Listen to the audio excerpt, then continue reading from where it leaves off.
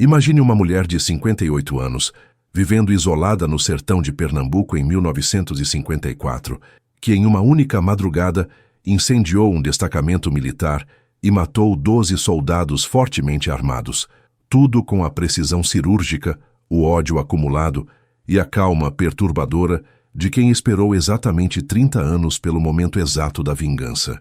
O nome dela era Severina Batista de Moura, mas o sertão aprendeu rapidamente a chamá-la de Severina de Fogo, não por metáfora poética, mas porque todas as vezes que seu nome era citado em voz alta, alguma coisa ardia inexplicavelmente.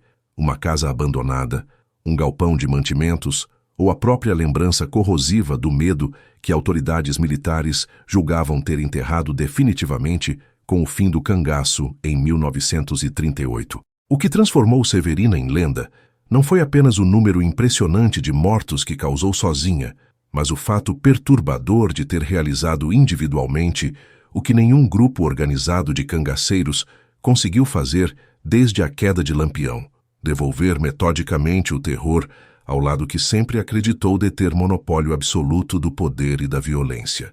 O que você vai descobrir sobre Severina Batista de Moura vai mostrar a anatomia de uma fúria que nasceu não no crime ou na violência gratuita, mas na injustiça institucionalizada e no esquecimento deliberado. Ela não era assassina por impulso descontrolado, nem cangaceira romântica em busca de glória tardia ou redistribuição social. Era mulher empobrecida, viúva 2 vezes, absolutamente invisível aos olhos das autoridades, que descobriu no próprio esquecimento a arma mais afiada contra os homens que massacraram sua família inteira e chamaram isso publicamente de pacificação necessária do sertão. A história de Severina revela a verdade incômoda. O fim do cangaço nunca foi absoluto ou definitivo. Ele apenas mudou de rosto, de armas e de propósito, transformando-se de movimento social em vingança pessoal meticulosamente calculada. Mas antes de revelar como Severina executou o ataque mais devastador contra forças militares na história do pós-cangaço, preciso contextualizar o universo de violência institucional que criou mulheres dispostas a queimar o mundo. Porque quando você entender o que as volantes fizeram ao sertão entre 1938 e 1954, vai perceber que Severina não era monstro, era consequência inevitável de sistema que confundiu pacificação com extermínio. Essa história aconteceu entre 1925 e 1956 no sertão de Pernambuco. De onde vocês estão assistindo? Deixa aí nos comentários sua cidade. E se vocês curtem casos reais sobre vingança, mulheres guerreiras e a história oculta do pós-cangaço brasileiro, se inscreve no canal e ativa o sino, porque a história completa de Severina de Fogo vai revelar não apenas como ela incendiou um destacamento militar inteiro sozinha, mas porque o sertão a protegeu, mesmo quando autoridades ofereciam fortunas por sua captura. Vamos descobrir juntos como uma viúva de 58 anos se transformou no pesadelo das volantes pernambucanas. Para entender completamente a história de Severina Batista de Moura, primeiro preciso contextualizar meticulosamente o sertão nordestino entre 1938 e 1954, período histórico deliberadamente omitido das narrativas oficiais sobre fim do cangaço. A historiografia convencional apresenta massacre de Angico em julho de 1938 como ponto final glorioso, Lampião morto, cabeças expostas, cangaço definitivamente extinto.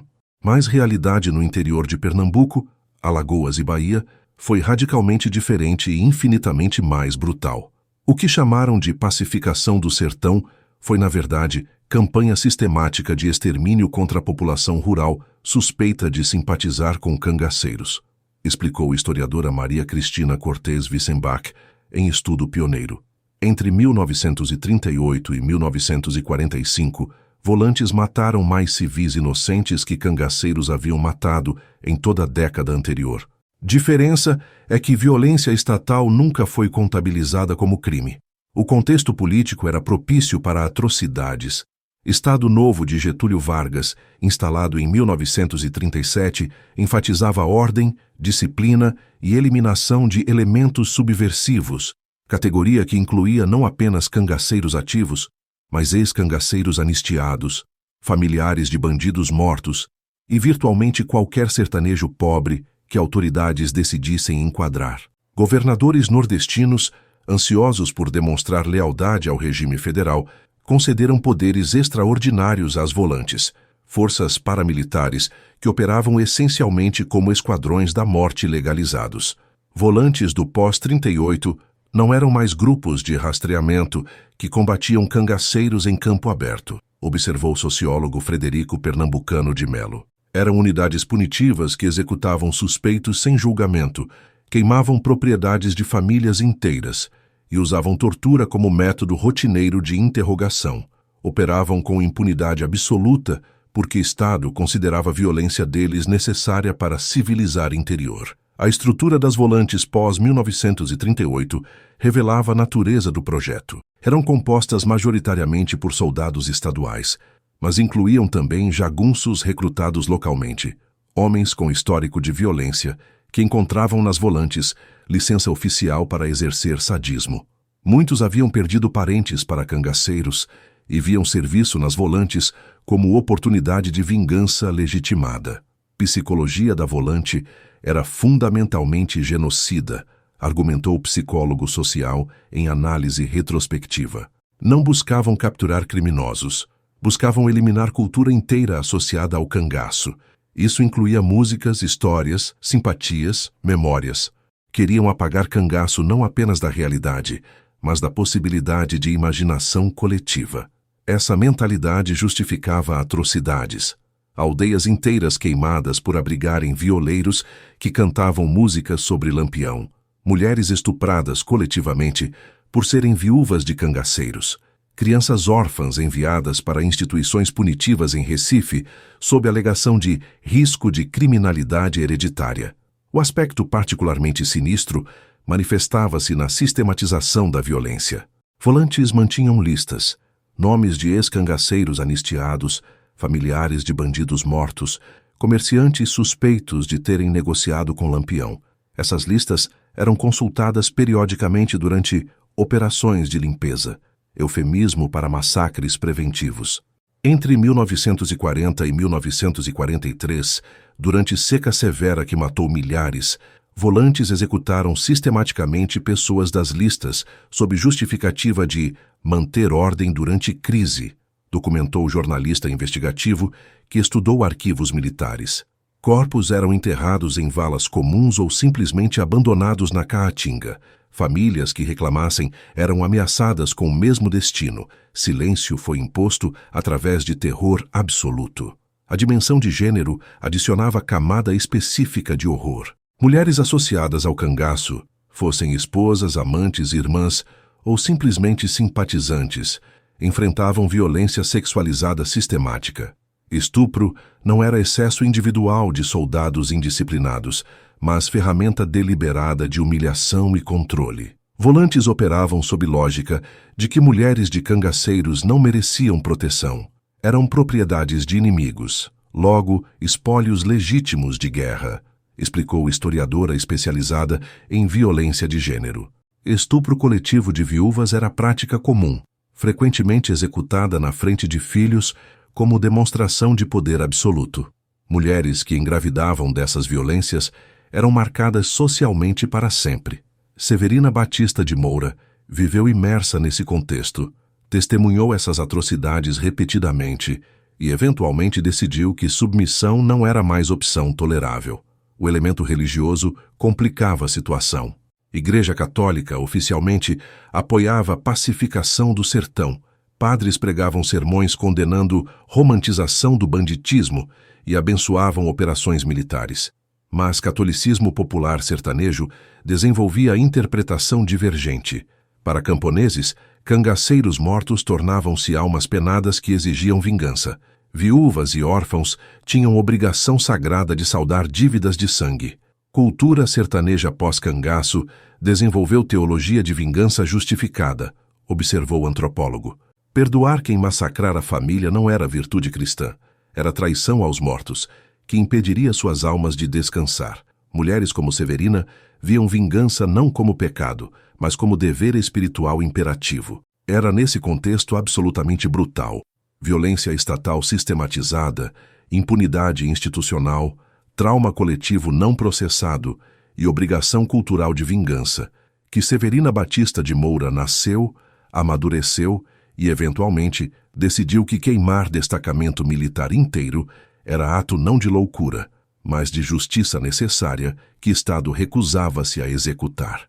Severina Batista de Moura nasceu em março de 1896, na fazenda Olho d'Água, localizada a aproximadamente 12 quilômetros ao sul de Serra Talhada, filha de Joaquim Batista, vaqueiro experiente e ex-integrante de Volante, que abandonara serviço militar após testemunhar atrocidades que não conseguia justificar moralmente, e Joana de Moura, rezadeira respeitada conhecida em 3 municípios por benzer quebranto, curar espinhela caída e prever morte através de sonhos.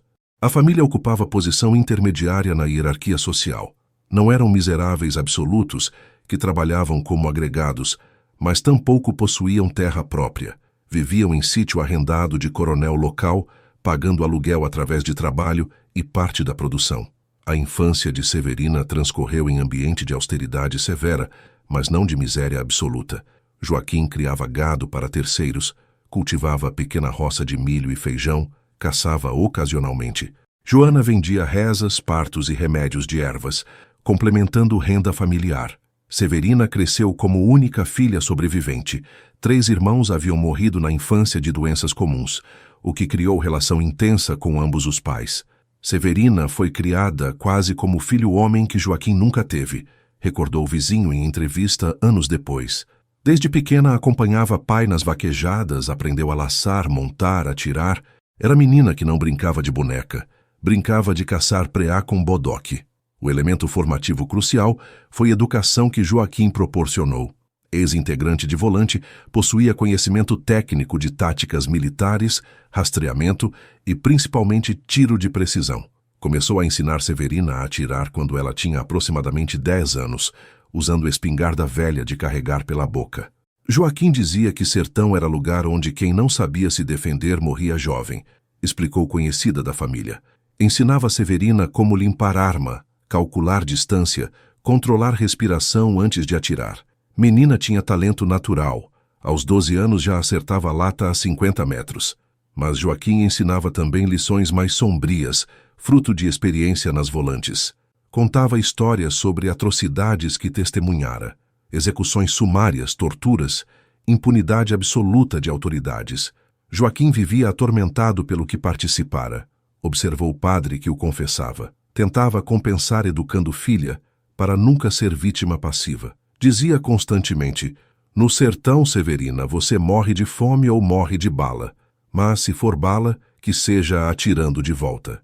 A mãe Joana proporcionava educação complementar, mas igualmente crucial: conhecimento de ervas venenosas, técnicas de cura e envenenamento, e principalmente cosmologia moral do sertão. Como rezadeira, Joana operava em fronteira entre catolicismo oficial e práticas sincréticas. Ensinava Severina orações católicas, mas também feitiços de proteção, como identificar presença de espíritos malignos, como fazer trabalhos que causavam doenças em inimigos. Joana tinha a reputação de mulher que não devia ser ofendida, afirmou contemporânea. Diziam que quem brigava com ela adoecia misteriosamente. Ensinava Severina que mulher no sertão precisa saber matar, às vezes com bala, às vezes com reza, às vezes com veneno no café. Essa educação criou em Severina síntese singular, habilidade prática de combate, combinada com convicção mística de que violência poderia ser santificada quando servia justiça. Aos 20 anos, em 1916, Severina casou-se com Manuel Alves de Moura, homem 8 anos mais velho com reputação ambígua. Manuel havia sido cangaceiro. Integrou brevemente bando menor liderado por Antônio Silvino antes de 1914, mas abandonou vida no cangaço quando Silvino foi capturado. Tentava viver como agricultor arrendatário, mas passado o marcava. Manuel era homem silencioso, que bebia pesado e tinha pesadelos constantes, descreveu o vizinho. Acordava gritando, suando. Severina acalmava ele com rezas que mãe ensinara. Casamento produziu 4 filhos, 3 meninos e uma menina, mas foi marcado por instabilidade econômica crônica. Secas periódicas destruíam colheitas. Manuel, com passado criminoso, era discriminado por coronéis locais que recusavam empregar ex-cangaceiros. Família vivia constantemente à beira da miséria. A relação de Severina com autoridades deteriorou-se progressivamente durante anos, 1920 e 1930. Manuel, por ser ex-cangaceiro, aparecia em listas de elementos suspeitos mantidas pelas volantes. Era periodicamente convocado para interrogatórios humilhantes, onde soldados o espancavam exigindo informações sobre cangaceiros ativos que ele não possuía. Severina acompanhava marido aos interrogatórios. Testemunhava violência, recordou testemunha.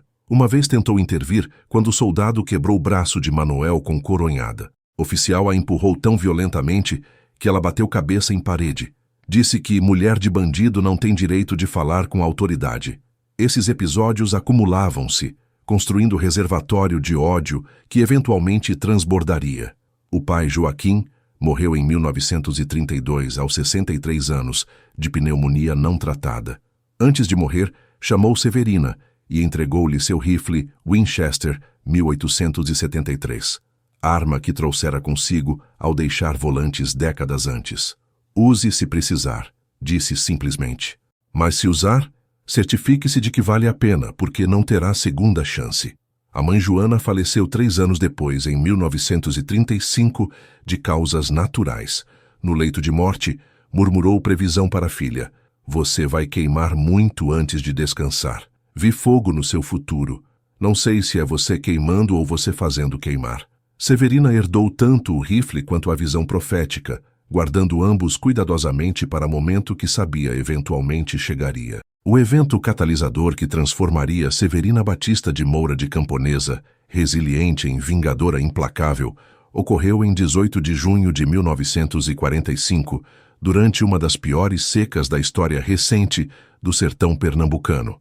Manuel, seu marido, vinha sendo vigiado intensificadamente por volantes locais, após rumores infundados de que escondia armas para ex-cangaceiros que supostamente planejavam reorganizar-se. Os rumores eram completamente falsos, produto de vendeta pessoal iniciada por vizinho que cobiçava o pequeno pedaço de terra que Manuel arrendava, mas autoridades trataram-nos como verdade absoluta.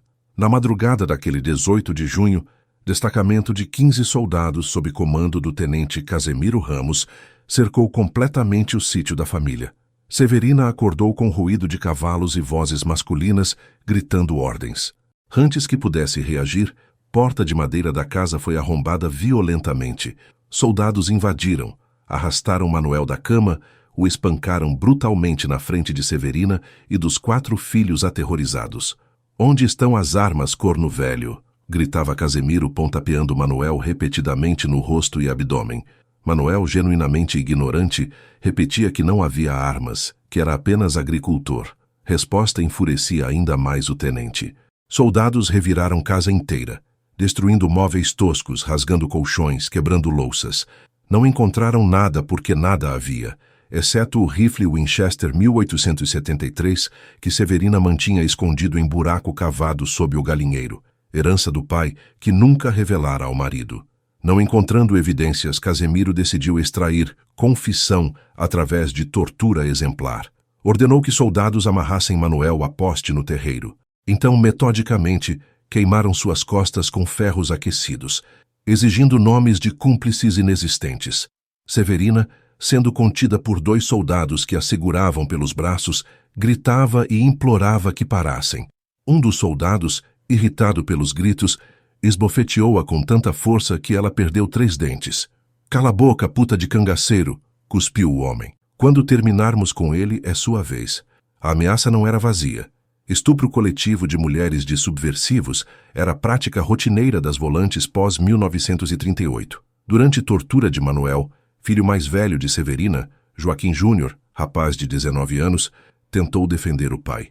Pegou enxada e avançou contra soldados. Foi morto instantaneamente com um tiro no peito disparado por soldado que nem sequer hesitou. Caiu aos pés da mãe, sangue espirrando de ferimento enorme no tórax. Severina tentou segurar o filho moribundo, mas soldados a puxaram de volta violentamente.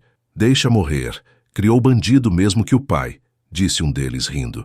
Joaquim Júnior agonizou durante aproximadamente 10 minutos, enquanto mãe era impedida de tocá-lo, morrendo finalmente, enquanto tentava murmurar algo que Severina nunca conseguiu ouvir. Casemiro, ainda insatisfeito com a ausência de confissão de Manuel, ordenou medida mais drástica. Soldados pegaram os 2 empregados que trabalhavam no sítio, homens humildes que nada sabiam de supostas armas, e os executaram sumariamente como exemplo. Corpos foram deixados onde caíram. Então, Casemiro decidiu que Manuel, mesmo não confessando, precisava ser eliminado. Não vou desperdiçar munição com um cachorro velho, declarou. Ordenou que soldados o levassem até o riacho do navio, leito seco a 3 quilômetros de distância. Levaram também o corpo do filho morto, arrastando-o pelos pés. Severina, os 3 filhos restantes e os 2 netos pequenos foram trancados dentro da casa incendiada parcialmente. Soldados haviam ateado fogo em móveis como demonstração de poder. Conseguiram apagar as chamas usando água armazenada. Mas quando foram finalmente libertados no final da tarde, Manuel e Joaquim Júnior ainda não haviam retornado. Severina, acompanhada pelos filhos aterrorizados, caminhou até o riacho do navio. O que encontraram ali destruiu qualquer resquício de humanidade que Severina ainda conservava. Os corpos de Manuel e Joaquim Júnior estavam jogados no leito seco, completamente mutilados. Haviam sido espancados até ficarem irreconhecíveis. Mas elemento mais perturbador era a marca deixada deliberadamente. Usando faca ou baioneta, soldados haviam esculpido iniciais GV, guarda-volante, nos peitos de ambos, cortando profundamente na carne. Era assinatura, marca de propriedade, aviso. Corpos pareciam bonecas destroçadas, não pessoas. Testemunha que ajudou a enterrá-los declararia décadas depois. Severina não chorou quando os viu. Ficou completamente em silêncio, apenas olhando fixamente. Depois começou a fazer algo estranho. Contava nos dedos, murmurando números. Quando perguntei o que fazia, ela respondeu, contando quantos preciso matar. Eram 15 soldados que invadiram o sítio. Ela contava 15 dedos. Nos dias seguintes, Severina tentou obter justiça pelos meios oficiais. Foi até a delegacia de Serra Talhada, apresentou queixa formal contra Tenente Casemiro e seus homens. Delegado, após ouvir relato brevemente, perguntou se ela tinha testemunhas. Severina mencionou vizinhos que haviam visto volantes chegando. Delegado riu sarcasticamente. Testemunha de viúva de cangaceiro não vale nada, declarou. Seu marido era bandido, pagou o que devia. Se não gosta, vá reclamar com Lampião no inferno. Jogou queixa no lixo na frente de Severina. Ela saiu da delegacia em silêncio absoluto, expressão vítrea. Tentou ainda padre local, implorando que intercedesse. Padre, homem tímido e politicamente cauteloso, murmurou condolências, mas recusou-se a confrontar autoridades militares. Deus vê tudo e fará justiça na eternidade, disse evasivamente. Você precisa perdoar para encontrar paz. Severina olhou para ele com olhos que pároco depois descreveria como completamente mortos, sem qualquer luz. Padre, ela respondeu com voz gelada, Deus mora muito longe daqui, e meus mortos não podem esperar a eternidade. Saiu da igreja e nunca mais retornou. Foi nesse momento, após todas as instituições oficiais recusarem qualquer forma de justiça, que Severina tomou decisão. Reuniu os 3 filhos restantes, os 2 netos, e anunciou que precisava ir embora por tempo. Vendeu as cabras restantes, distribuiu o dinheiro entre filhos e simplesmente desapareceu. Era julho de 1945. Severina Batista de Moura, mulher de 49 anos que existira até então dentro dos limites da legalidade, apesar de todas as provocações, havia cruzado fronteira final. Quando reapareceria 5 anos depois, seria pessoa completamente diferente.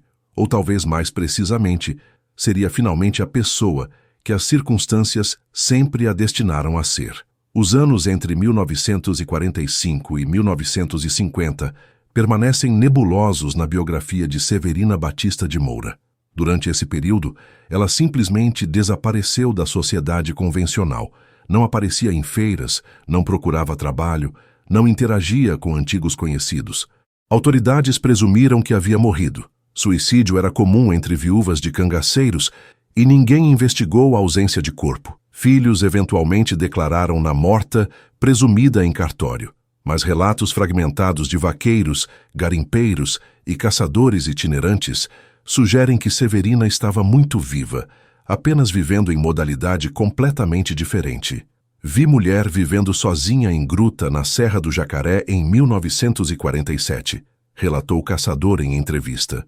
Era lugar que cangaceiros usavam como esconderijo décadas antes.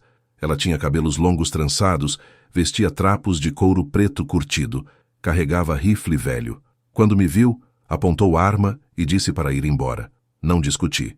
Outras testemunhas similares surgiram ao longo dos anos, sempre descrevendo mulher solitária, armada, vivendo nas serras remotas, caçando para sobreviver. Alguns juravam que ela conversava sozinha, dialogando com mortos. Outros diziam que praticava rituais estranhos, queimando galhos em padrões específicos, desenhando símbolos no chão. A realidade era que Severina estava se preparando. Primeiro, precisava dominar sobrevivência absoluta, capacidade de viver indefinidamente, sem depender de civilização. Aprendeu quais frutos nativos eram comestíveis, como armazenar água em período de seca, como curar feridas com ervas.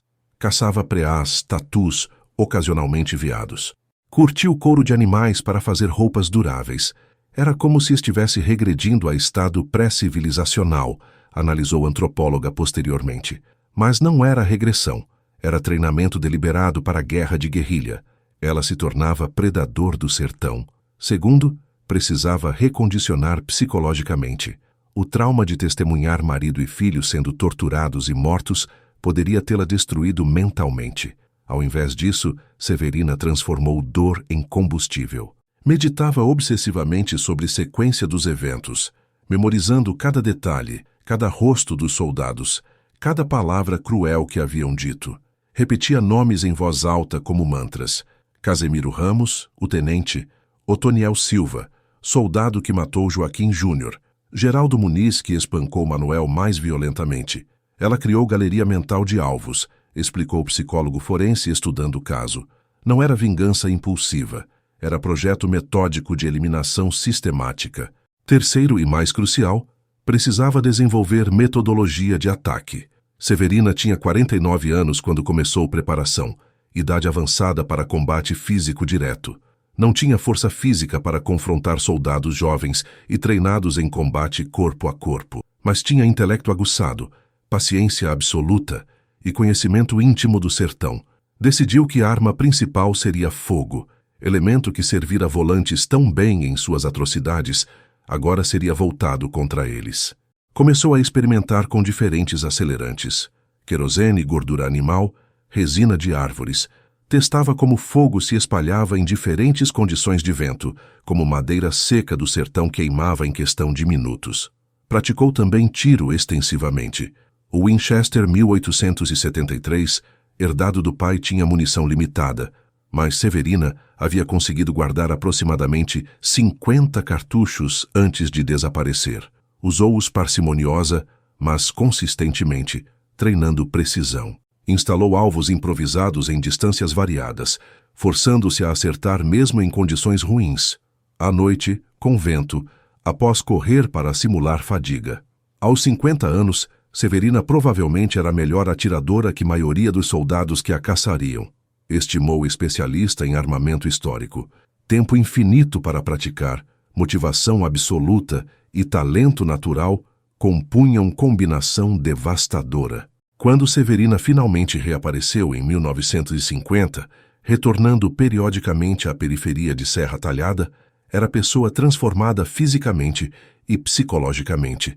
Parecia ter envelhecido 20 anos, cabelos completamente brancos agora, pele curtida e enrugada pelo sol, corpo emaciado, mas surpreendentemente musculoso. Vestia apenas preto, túnica improvisada de couro escuro, lenço cobrindo cabeça. Olhos tinham qualidade vitreá, que fazia pessoas desviarem o olhar. Parecia santa ou demônio, dependendo da luz, descreveu o comerciante que a viu.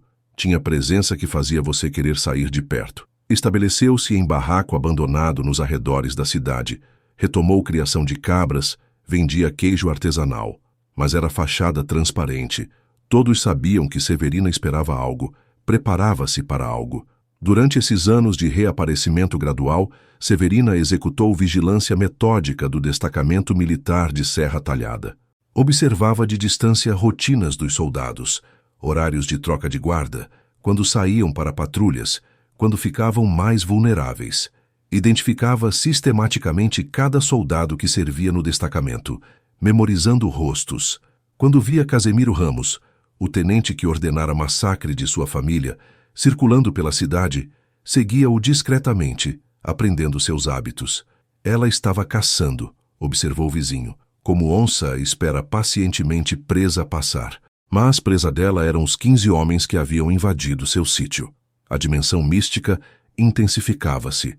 Severina começou a frequentar discretamente cemitério, onde Manuel e Joaquim Júnior estavam enterrados.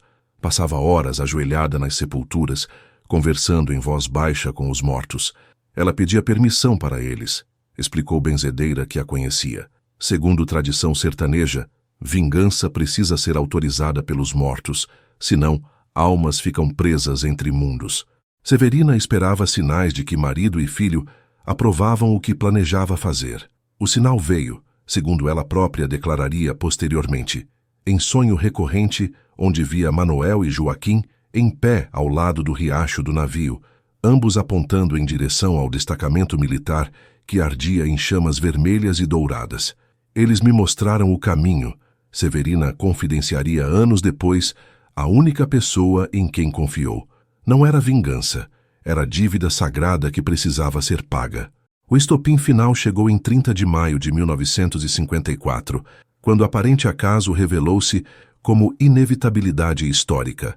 Otoniel Silva, filho do soldado homônimo que havia assassinado Joaquim Júnior em 1945, agora cabo da volante, seguindo literalmente os passos do pai, invadiu propriedade de Severina embriagado. A ironia era brutal. 9 anos depois, filho do assassino original, repetia padrão de violência contra a mesma vítima. Otoniel tentou tomar cabra de Severina sob pretexto de requisição militar. Quando ela recusou, ele a empurrou violentamente, causando queda que fraturou costela e cortou profundamente seu couro cabeludo. Severina, aos 58 anos, ficou 3 dias internada em posto médico precário de Serra Talhada. Quando recebeu alta em 2 de junho, algo fundamental havia mudado. Severina não demonstrava raiva aparente, demonstrava calma absoluta e perturbadora.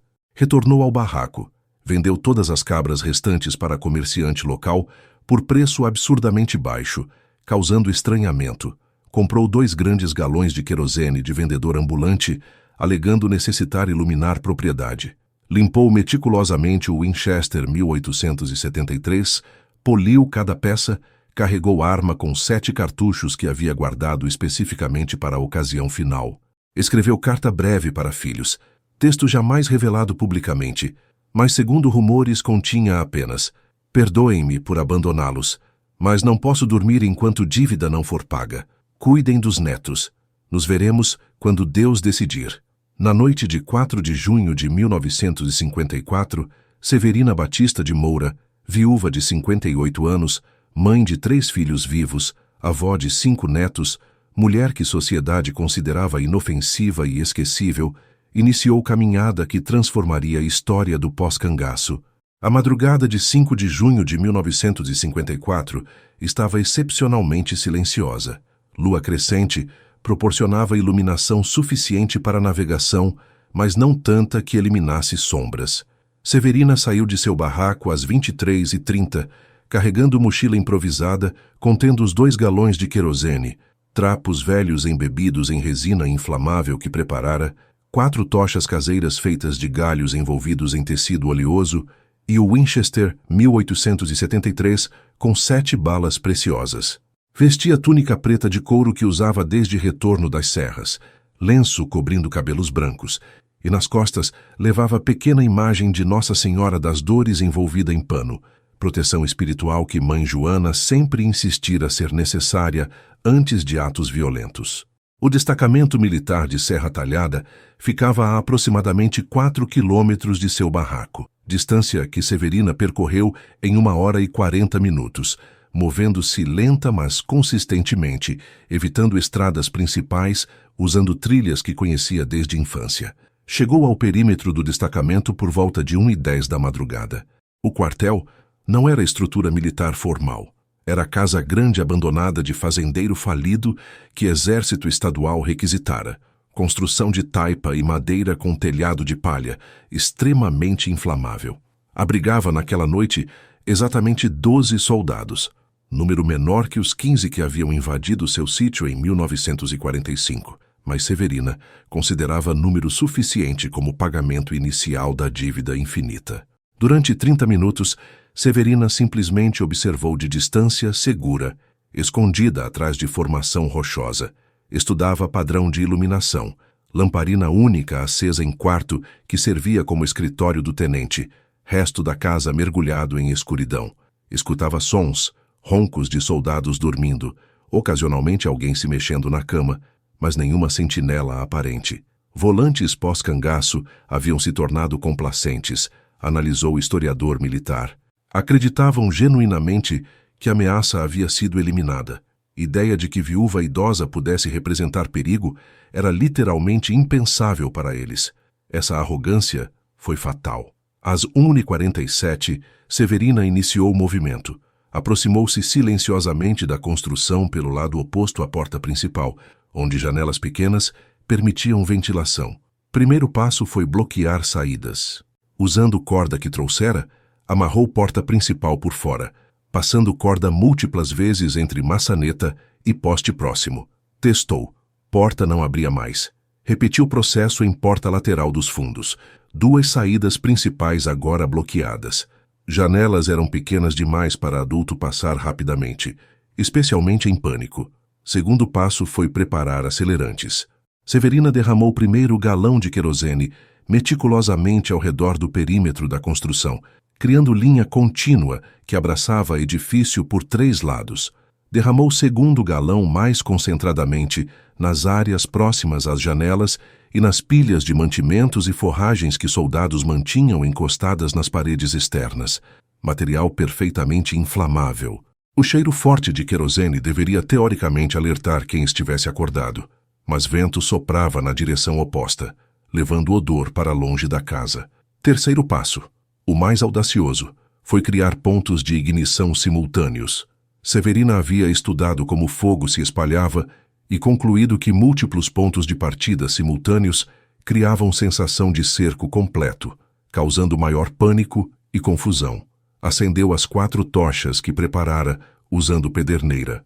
Então, em sequência rápida, mas controlada, lançou primeira tocha na pilha de forragem na lateral esquerda, segunda na pilha de direita, terceira na área próxima à porta principal e quarta na parte dos fundos. Em menos de 15 segundos, 4 focos de incêndio começaram a se desenvolver simultaneamente. O efeito foi exatamente como Severina calculara. Querosene derramado amplificou chamas instantaneamente. Fogo se espalhou com velocidade chocante. Madeira seca e palha do telhado pegaram fogo como papel. Em menos de 3 minutos, construção inteira estava cercada por muralha de fogo que crescia em intensidade a cada segundo. O calor tornou-se rapidamente insuportável, mesmo à distância de 20 metros onde Severina se posicionara. Dentro da construção, soldados acordaram em pânico absoluto. Primeiros gritos confusos. Fogo! Fogo! Rapidamente transformaram-se em berros de terror quando perceberam que edifício inteiro ardia simultaneamente. Correram para a porta principal. Descobriram que estava bloqueada. Tentaram porta dos fundos. Também bloqueada. Alguns tentaram forçar janelas pequenas, mas fogo já havia consumido áreas próximas, tornando a aproximação impossível sem queimaduras severas. Era a armadilha perfeita, descreveu o investigador, que reconstruiu cena posteriormente. Severina transformou o quartel em forno com saídas seladas. Não havia escape possível. 3 soldados desesperados tentaram arrombar porta principal usando ombros. Conseguiram finalmente quebrar dobradiças, mas quando porta cedeu, foram recebidos por muralha de chamas do lado externo. 2 recuaram imediatamente queimados. Terceiro, movido por pânico, atravessou correndo as chamas, roupas pegando fogo. Emergiu no terreiro externo, corpo em chamas, rolando no chão tentando apagar fogo. Foi nesse momento que Severina atirou pela primeira vez. O som do Winchester ecoou através da noite como trovão. Bala atingiu o soldado em chamas diretamente no peito, matando-o instantaneamente. Corpo parou de se mexer. Severina recarregou calmamente, como o pai Joaquim ensinara décadas antes. Esperava a próxima oportunidade. Dentro do quartel, soldados que testemunharam companheiro sendo atingido compreenderam que não enfrentavam apenas incêndio acidental. Estavam sob ataque deliberado. Alguns pegaram armas, tentaram atirar através de janelas em direção de onde tiro viera, mas fumaça espessa e calor impossibilitavam mira precisa. Tiros erraram completamente Severina, que se movera para a posição diferente após primeiro disparo. Tática de guerrilha que aprendera observando o pai contar histórias sobre emboscadas. 4 soldados tentaram estratégia coordenada. Abriram janela lateral simultaneamente e pularam, dispostos a enfrentar queimaduras para escapar. Caíram no chão, 3 com queimaduras severas mas vivos. Começaram a correr em direções diferentes. Severina, com calma sobrenatural, atirou 3 vezes em sucessão rápida. Primeira bala atingiu o soldado nas costas, derrubando-o. Segunda errou. Terceira acertou outro soldado na perna, fazendo-o cair. Quarto soldado conseguiu correr mais longe, sumindo na escuridão. Severina não perseguiu. Sabia que precisava conservar munição e foco. Soldado atingido nas costas ainda estava vivo, tentando rastejar. Severina aproximou-se calmamente, recarregou a arma e executou-o com um tiro na cabeça a queima-roupa. Moveu-se então para soldado ferido na perna que implorava por misericórdia, chamando-a de "Senhora, por favor, senhora". Severina olhou para ele com expressão que testemunha distante descreveria como completamente vazia, sem qualquer emoção humana. Atirou novamente.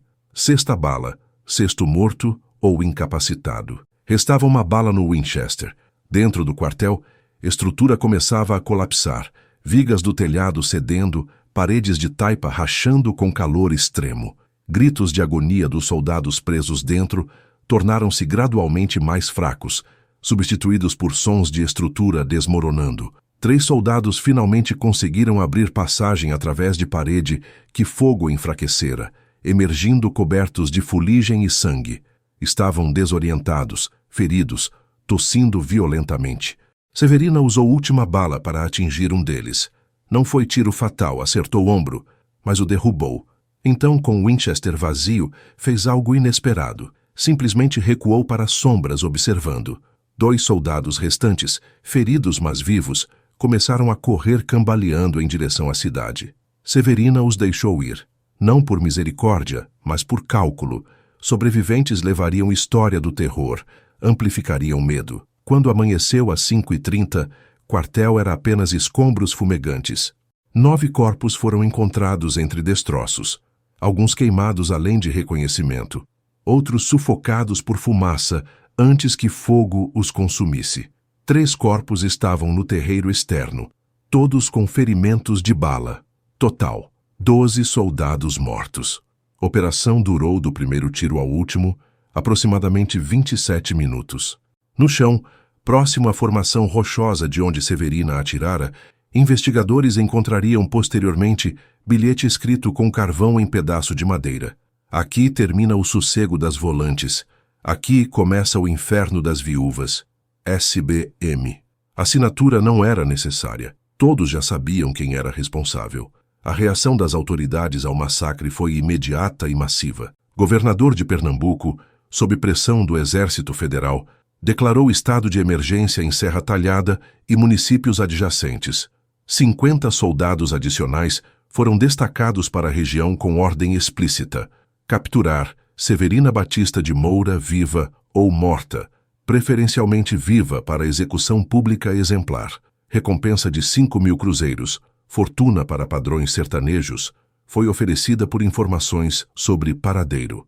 Cartazes com descrição de Severina foram distribuídos em todas as cidades da região, mas caçada revelou-se extraordinariamente difícil. Severina havia desaparecido completamente após ataque, como fantasma que materializara apenas para executar vingança e então evaporara. Durante 3 meses, junho a agosto de 1954, volantes reforçadas vasculharam serras, interrogaram violentamente centenas de moradores, invadiram propriedades suspeitas. Não encontraram nada. Era como caçar névoa, frustrou-se comandante da operação. Cada pista levava a nada. Cada testemunha alegava não saber de nada. A verdade era que Sertão protegia Severina ativamente. População rural, traumatizada por décadas de violência das volantes, via nela não criminosa, mas vingadora justa. Severina fez o que autoridades recusaram fazer. Trouxe justiça, explicou o camponês anos depois. Quando soldados perguntavam se tínhamos visto ela, mentíamos sem hesitar. Proteger Severina era proteger dignidade de todas as viúvas que haviam perdido maridos para volantes. Essa conspiração silenciosa de proteção tornava a captura virtualmente impossível. Severina tinha olhos e ouvidos em cada fazenda, cada feira, cada capela. O mito começou a crescer exponencialmente. História do ataque foi contada e recontada, cada narração adicionando detalhes dramáticos. Alguns diziam que Severina era protegida por espíritos dos cangaceiros mortos, outros que tinha poderes sobrenaturais herdados da mãe rezadeira. Alguns juravam tê-la visto brilhando na escuridão como tocha viva. Virou Severina de fogo não apenas pelo método, mas porque pessoas acreditavam literalmente que ela controlava fogo através de magia, explicou o folclorista. Era mais confortável acreditar em explicação sobrenatural que aceitar que mulher comum de 58 anos havia derrotado o destacamento militar inteiro através de inteligência e determinação. Em outubro de 1954, segundo ataque atribuído a Severina, ocorreu em Tacaratu, aproximadamente 80 quilômetros de Serra Talhada. 3 soldados que realizavam patrulha foram emboscados à noite. Um morto por tiro, 2 incapacitados quando o cavalo deles foi morto, causando quedas graves. Próximo à cena, autoridades encontraram um pedaço de tecido queimado com símbolo desenhado em sangue, coração atravessado por faca. Era a assinatura que Severina estava adotando, analisou o investigador. Marcava territórios como predador. A histeria pública intensificou-se. Jornais de Recife e Salvador publicavam manchetes sensacionalistas. Cangaceira do diabo aterroriza Sertão. Viúva demoníaca mata militares impunemente. Severina de fogo, nova lamparina do mal. Governo federal, embaraçado por incapacidade de capturar mulher idosa, pressionava autoridades estaduais intensamente. Em novembro, comandante original da operação de caçada foi substituído por coronel mais agressivo, que implementou tática de terra arrasada. Qualquer propriedade suspeita de abrigar Severina seria queimada, ocupantes presos independentemente de evidências. Essa escalada de violência estatal, paradoxalmente, aumentou simpatia popular por Severina. Quanto mais brutais volantes ficavam tentando capturá-la, mais ela era vista como heroína resistente, observou socióloga. Narrativa transformou-se. Não era mais apenas vingança pessoal, era resistência simbólica contra a opressão continuada. Mulheres especialmente identificavam-se com história. Em feiras, benzedeiras vendiam amuletos abençoados por Severina, prometendo proteção contra a violência masculina. Cantadores compunham cordéis celebrando feitos da cangaceira de fogo. O suposto fim de Severina Batista de Moura ocorreu em 14 de janeiro de 1956, mas verdade sobre o que realmente aconteceu permanece disputada até hoje. Segundo versão oficial, informante anônimo, rumores dizem que foi primo distante de Severina motivado pela recompensa crescente, revelou localização de cabana isolada, onde ela supostamente se escondia, situada em área extremamente remota da Serra do Espinho. Volante de 20 homens cercou o local durante madrugada. Ao invés de tentarem captura, comandante ordenou tática que reconhecia perversamente eficácia do método de Severina. Atearam fogo na cabana de todos os lados, simultaneamente. Segundo o relatório oficial, construção queimou completamente. Quando cinzas esfriaram, encontraram corpo carbonizado identificado como feminino baseado em estrutura pélvica. Não havia forma de confirmar identidade definitivamente. Corpo estava destruído demais para reconhecimento facial. Não existiam registros dentários. Autoridades declararam vitória. Severina de Fogo estava morta. Ameaça eliminada. Corpo foi transportado para Recife, onde foi brevemente exibido em necrotério público como prova, antes de ser enterrado em cova sem nome. Mas população sertaneja recusou-se a aceitar narrativa oficial. Dezenas de testemunhas alegaram que Severina não estava na cabana quando foi queimada, que corpo encontrado era de andarilha não identificada ou que soldados plantaram cadáver para encerrar constrangimento. Vi Severina 3 dias depois que governo disse que ela morreu, jurou Vaqueiro. Estava comprando mantimentos em feira de floresta, coberta por manto, mas reconheci olhos. Quando nossos olhares se cruzaram, ela colocou o dedo nos lábios, pedindo silêncio. Desapareceu entre barracas. Histórias similares proliferaram.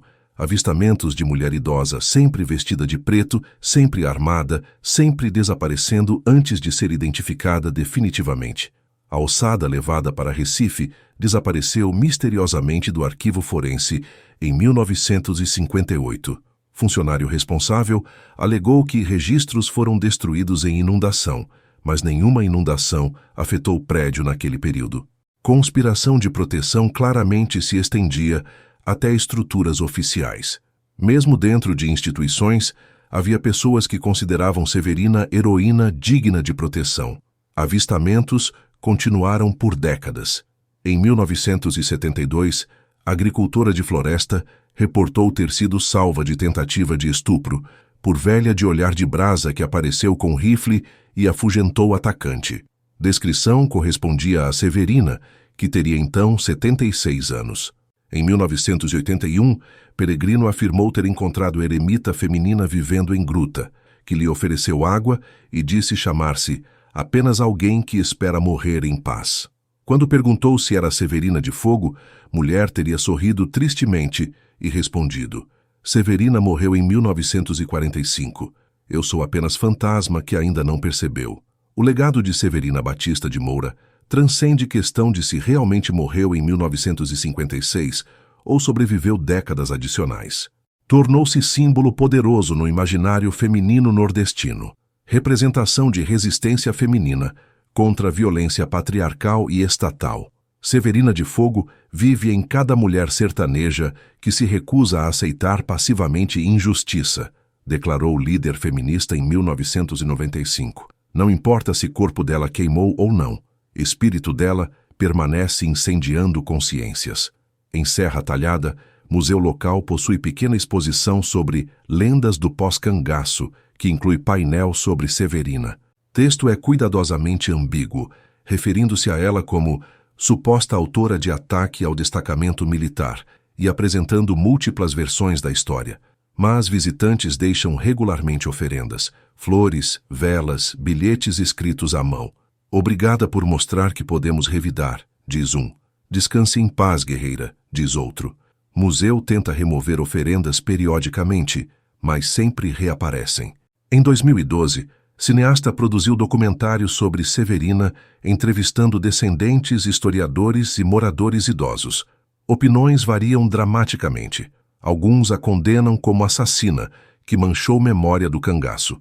Outros a celebram como justiceira, que autoridades forçaram a existir. Mas todos concordam em aspecto fundamental. Severina de Fogo representou verdade inconveniente que Brasil prefere esquecer. Que violência do Estado contra a população pobre do sertão não terminou com cangaço, apenas mudou de forma, e que vítimas dessa violência eventualmente revidam de formas que poder não consegue controlar ou compreender. Hoje, quando mulher sertaneja enfrenta a violência e decide resistir ao invés de submeter-se, não é incomum ouvi-la murmurar: que Severina me dê força. Nome tornou-se invocação, oração, promessa. Severina de Fogo permanece viva não biologicamente, mas simbolicamente, presente em cada recusa de perdoar impunidade, cada decisão de buscar justiça quando instituições falham, cada ato de resistência feminina contra a opressão masculina institucionalizada. Era uma vez rezadeira que criou filha para nunca ser vítima passiva. Era uma vez agricultora que perdeu tudo para a violência estatal e decidiu que silêncio não era mais opção. Era uma vez mulher de 58 anos que transformou luto em fogo, dor em precisão e invisibilidade em arma. Sua história termina oficialmente em janeiro de 1956, com corpo queimado em cabana isolada, mas o cheiro de querosene ainda paira sobre sertão de Pernambuco nas noites sem lua, e mulheres ainda contam às filhas sobre a viúva que ensinou que algumas dívidas de sangue nunca prescrevem, que algumas injustiças exigem fogo como única resposta possível, e que subestimar fúria de mulher que nada mais tem a perder é erro fatal que homens armados aprendem tarde demais.